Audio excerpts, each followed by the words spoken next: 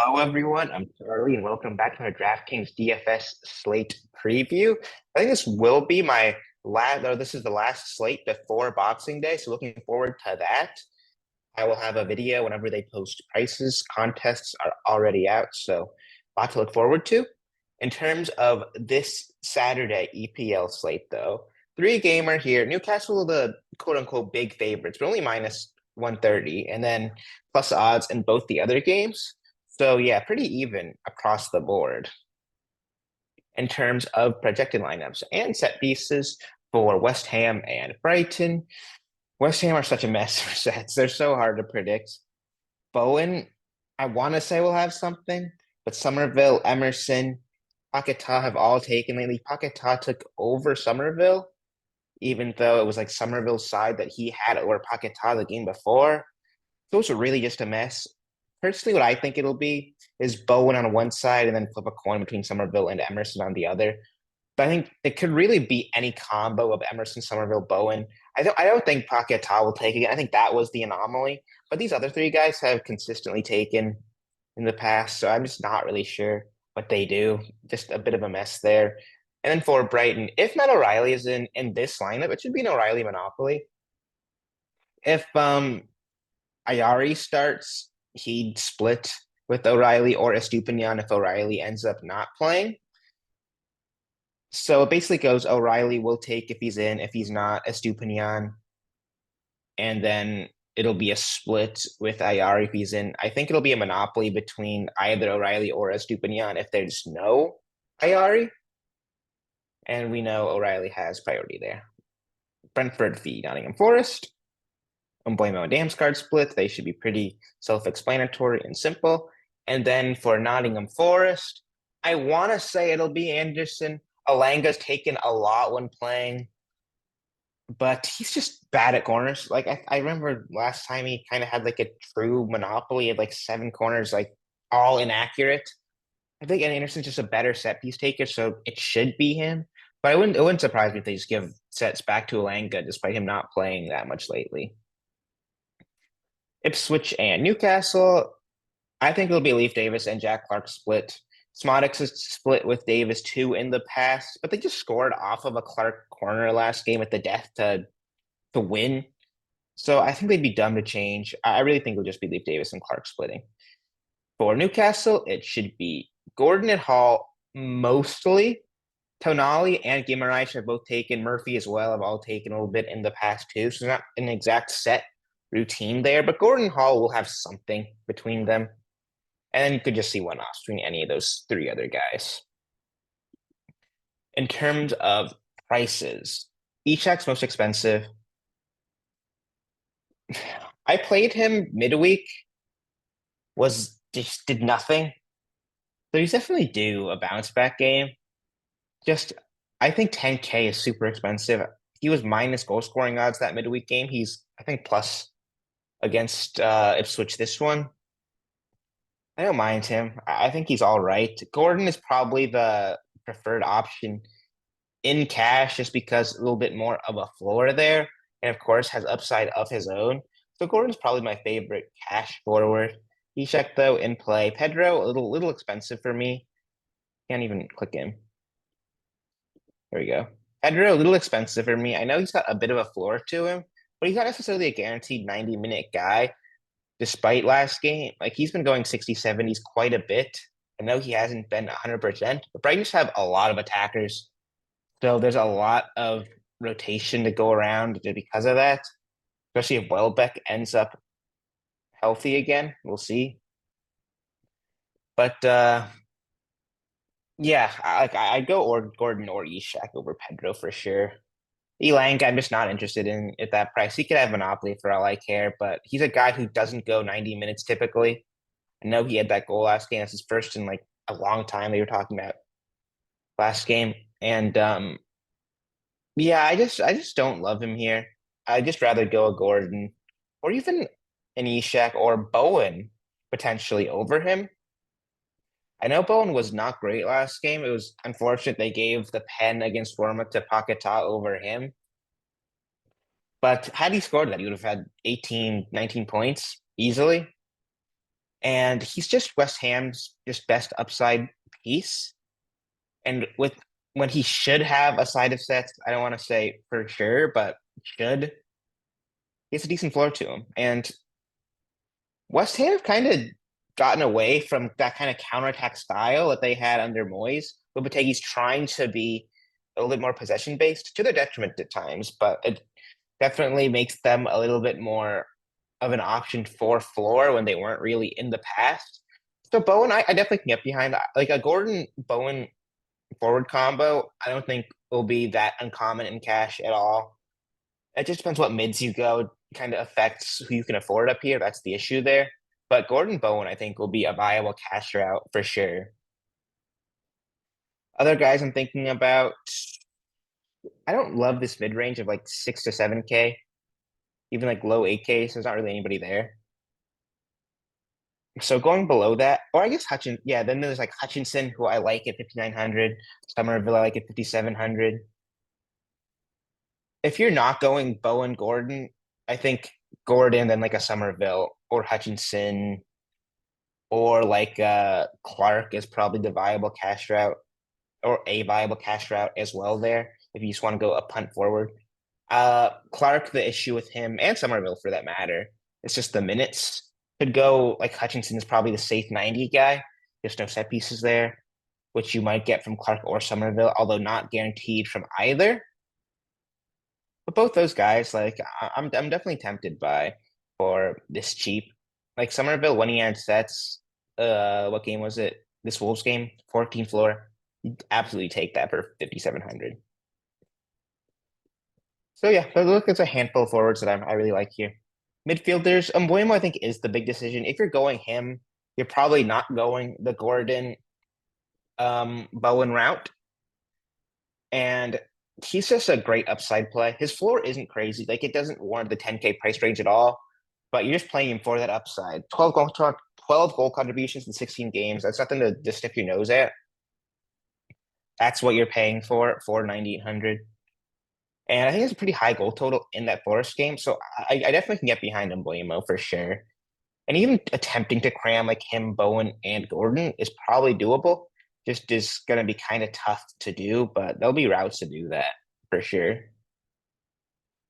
Other guys, Toma. I just don't think it's really a spot for him. Anderson, if there's no Alanga, I feel a lot better about. Might be worth the gamble even with Alanga in. 7,800 is not cheap, is the issue there. But he's been super solid. I don't mind Anderson here at all. Kudus, I don't think is bad at 7,400. Just a guy who just gets there. The computer will not let me click on names, but he's had a super solid floor. Whenever he plays, he's typically a 90-minute guy almost every game. And another game with a high goal total in Brighton. So I think Kudus could be super tempting as well. Murphy, he never really ends up that owned. I don't mind him for GPP for cash.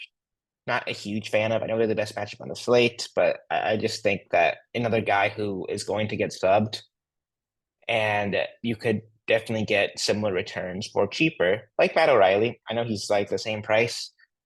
Another guy who is going to get subbed, but when he's on, especially if there's no IR, he has a monopoly set taker. I wish he was in this 4 or 5K range rather than 6,900, but I'd be tempted to take the plunge even at that, especially if there's no IR, you want to get like a monopoly O'Reilly situation.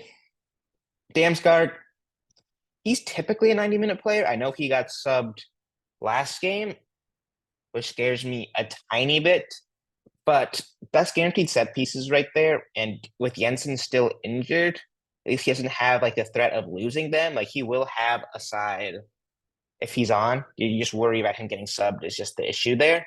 But at 6,600, I think that's a pretty solid play too. There's a lot of mids I'm super tempted by, a lot of forwards as well. And because all these games are so even odds wise, you can really kind of pick from anywhere. So yeah, Damsgaard I'm tempted by. Paquetá, I'm not really interested in going back to. Guimarães, same thing. They both put up solid numbers, but I just never know how sustainable they are just because of the positions they play. You don't need another pen from Paquetá to probably get there. He doesn't get he hasn't really done a ton of goal contributions from open play this season. It scares me a little bit. Gibbs White, I think, could be a good GPP play. I don't mind that. Ayari 5,300. That's fine. He doesn't have a ton of upside, but 5K could be worth the punt. And then kind of my favorite mid on the slate, probably Tonali, 4K. I know he hasn't really taken any set pieces lately, but he had 2 goals in the EFL Cup. He takes a ton of shots despite being a semi-defensive midfielder. Just gets a ton of points. He had 11 floor last league game 2, I know. There it is right there.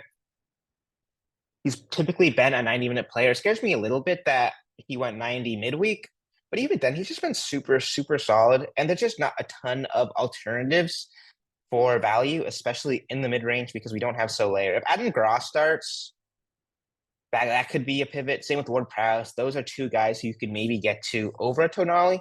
But I'm just assuming, or Almiron even, I'm just assuming those guys aren't going to be in for now just because they're not in projected.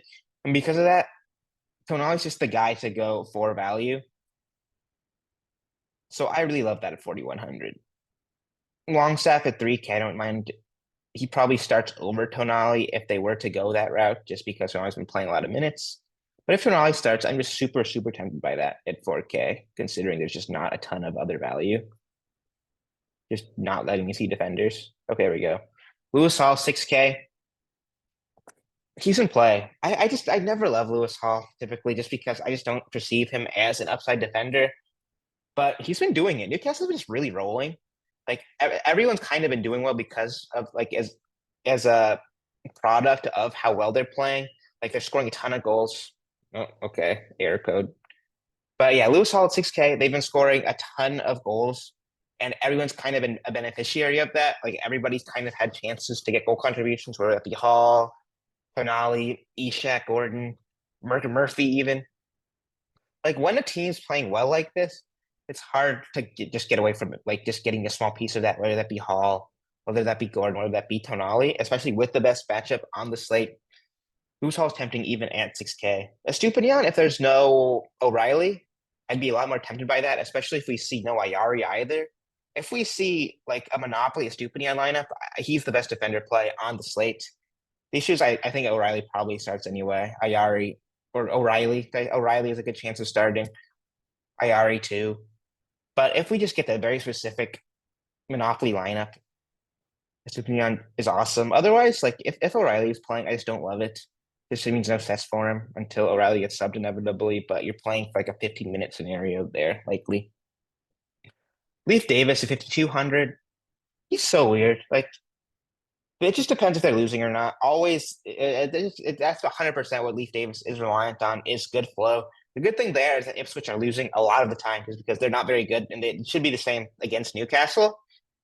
So 5,200, I don't mind that really. There's a lot of just good defenders, so it's just hard to juggle who was worth it there. Like Lewis Hall, Stupid, Leaf Davis, all in play. Emerson, same thing. A little bit scared of his minutes is the issue. I want to see if they're missing any fullbacks. No, they're not. I was hoping like Soler would be like yellow card accumulation or something. But with Soler healthy, they've typically subbed Emerson quite a bit, which scares me a tiny bit. At 4,500, it might be worth taking the plunge anyway, but he's definitely not the safest defender by any means. I still have him in play just because he's a cheaper alternative to your Lewis Hall, your Stupinian, your Leaf Davis. And I really think you could maybe make an argument that it is a 3D slate and you can get behind any combo of those 4 or 5 guys. So in play for me, Emerson, maybe not my favorite play just because of his issues there with minutes and their murky set situation, but I don't mind Emerson. Livramento 3,700, I don't mind. CV punts like a Fabian Schär paired with like Gordon or Hall works a lot too. But for cash, I'm likely going at least 2 set piece taking defenders. Harry Clark at 2,500 fullback is in play as well. I know he's just been kind of bad, but at 2,500, probably worth the punt. I know he goes up for corners, so he's just similar to a center back as well. Core now, or goalkeepers first. Punt. I think Dubravka's maybe slightly overpriced just because of the odds. Like they're only minus 100. You see like 6K goalkeepers typically for like a minus 400 minus odds, both teams not to score. So I think little overpriced there, but like goalkeepers should always just get there. It just really depends on just flow and just how well goalkeepers are playing on the day. This is a super variance-based position, as I always say. In terms of a core, I'm gonna go Gordon Tonali just to start, just because best matchup and they're both kind of in really good form right now. And then I want to go a defender in core. If there's no O'Reilly or Ayari, Estupiñán will be the play. Otherwise, I think I go Lewis Hall. I have a three Newcastle man core. Best matchup, all been solid. I think that's what I do. But yeah, guys, that'll be it. Make sure to check out FSI Discord through the website linked below, and look forward to the Boxing Day video in a couple of days. So good luck, guys, and I'll see you for the next one. Peace.